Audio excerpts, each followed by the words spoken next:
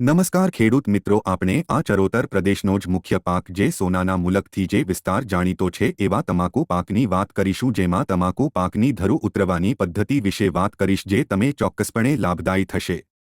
Video જોતા જો મિત્રો આ ચેનલ પર નવા હોય તો અમારી ચેનલને સબસ્ક્રાઇબ કરો અને લાઇક કરજો।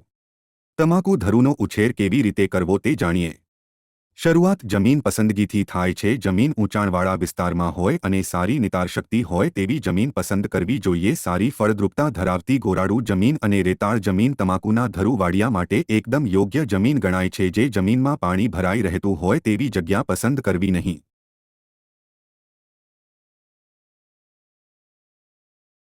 ધરુ વાડિયામાં ક્યારા બનાવવાની વાત કરીએ તો ઘણા ખેડૂતો ગાદી ક્યારા પણ ભણાવતા હોય છે અને સપાટ ક્યારા પણ બનાવતા હોય છે। ક્યારાની પહોળાઈ 1.2 થી 1.5 મીટર અને લંબાઈ 15 થી 20 મીટર રાખવી જોઈએ, કારણ કે આનાથી ધરુ કોવારો ઓછો આવે છે। ક્યારાની બંને બાજુ પાણી નીકળવા માટેની જગ્યા હોવી જોઈએ।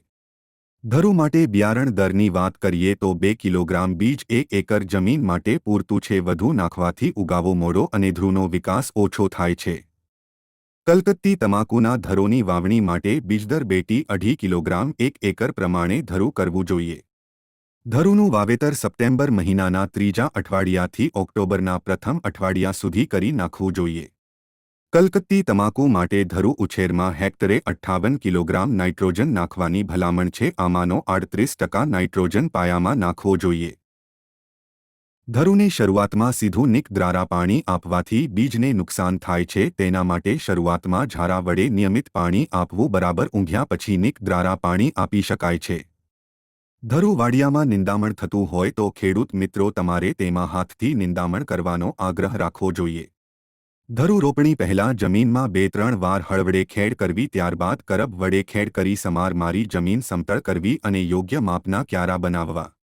ખેડૂત મિત્રો, રસ્તિકા તમાકુના ધરુ 5 થી 6 અઠવાડિયામાં અને બીડી તમાકુના ધરુ 7 થી 9 અઠવાડિયામાં તૈયાર થઈ જાય છે।